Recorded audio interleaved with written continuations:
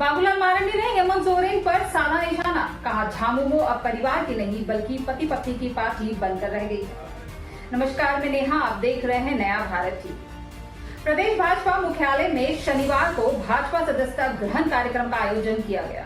इस दौरान बरकट्टा के निर्दलीय विधायक अमित यादव, पूर्व विधायक जेपी वर्मा और राज्य प्रशासनिक सेवा के अफसर नवनीत हेब्राम ने भाजपा का दामन थाम लिया। वहीं इस अवसर पर प्रदेश भाजपा अध्यक्ष बाबूलाल मारंडी, प्रदेश प्रभारी लक्ष्मीकांत वाजपेयी, नेता प्रतिपक्ष अमर बावरी सहित कई नेता उपस्थित थे। इस अवसर पर भाजपा प्रदेश अध्यक्ष एवं पूर्व मुख्यमंत्री बाबूलाल मारंडी ने झामुमो और कांग्रेस पर जमकर हमला बोला। हेमंत सोरेन के नेतृत्व में चल रही सरकार काम करने के लिए नहीं बल्कि कमाने के लिए बनी है। भाजपा प्रदेश अध्यक्ष बाबूलाल मारंडी झारखंड के सत्तारूढ़ दल पर तंज करते हुए कहा कि झामुमो अब परिवार की नहीं बल्कि केवल पति और पत्नी की पार्टी बनकर रह गई है। साथ ही झारखंड की मौजूदा सरकार द्वारा वादे पूरे न करने को लेकर कहा कि हेमंत सोरेन के नेतृत्व में चल रही सरकार काम करने के लिए नहीं बल्कि कमाने के लिए बनी है। इस सरकार ने अपने एक भी वादे पूरे नहीं किए। बताने के लिए इस सरकार के पास 5 काम भी नहीं। नौकरी और बेरोजगारी भत्ता को नहीं दिया, लेकिन अब तक नौकरी के नाम पर 17 युवाओं की मौत जरूर दी है। कांग्रेस पार्टी के युवराज तो अब भारत का लोकतंत्र भी नहीं बल्कि चीन का तानाशाह पसंद आ रहा है। वहीं राहुल गांधी द्वारा विदेशी मुल्कों पर अपने देश को लेकर बयानबाजी की जा रही। उस पर बाबूलाल ने कहा कि कांग्रेस पार्टी के युवराज को अब भारत का लोकतंत्र नहीं बल्कि चीन का तानाशाह पसंद आ रहा है। हजारों सिखों की हत्या करने वाली कांग्रेस पार्टी के नेता राहुल गांधी सिख समुदाय के बारे में विदेश की धरती पर गलत बयानबाजी कर रहे हैं। साथ ही कांग्रेस दल पर तंज कसते हुए भाजपा प्रदेश अध्यक्ष मारंडी ने कहा, कांग्रेस पार्टी को न देश से प्रेम है न देशवासियों से। कांग्रेस अब तो देश के संविधान में दलितों, पिछड़ों, आदिवासियों को मिले आरक्षण को भी समाप्त करने का सोच रहे हैं।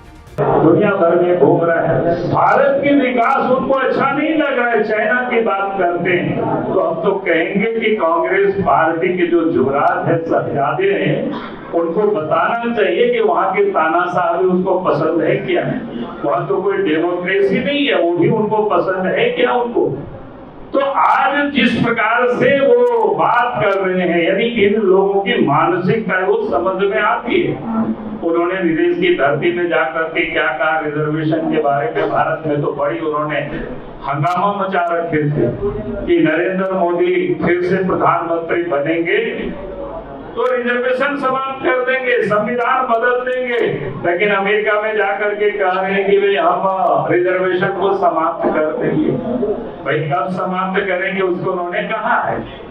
लेकिन आप जरा सोचिए, 60 वर्षों तक इस देश में कांग्रेस पार्टी ने राज किया और 60 वर्षों में अगर देश में कोई तरक्की नहीं हुआ, लोगों को न्याय नहीं मिल पाया ठीक से, तो और कितने वर्ष लगेंगे। देश के प्रधानमंत्री नरेंद्र मोदी जी तो मात्र 10 वर्षों से इस देश के प्रधानमंत्री के रूप में जनता की सेवा कर रहे हैं। तो मैंने इसलिए इन बातों को ही कहा कि आज इस देश को किस प्रकार से मिसलीड कराया जा रहा है, तो इस और लोगों को ले जाया जा रहा है। वहाँ विदेश की धरती में सिखों के साथ भी कहते, एक लड़के से पूछते हैं, शायद वो भी प्रेस के रिपोर्टर थे, आपका नाम क्या है, कि भारत में ऐसा होगा कि गाड़ा नहीं पहन सकते, पगड़ी नहीं पहन, क्या बोलते हैं ये बताओ।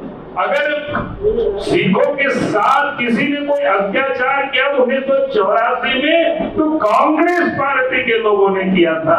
उस समय सिख समाज के लोग पगड़ी पहनने में डरते थे, काड़ा पहनने में डरते थे।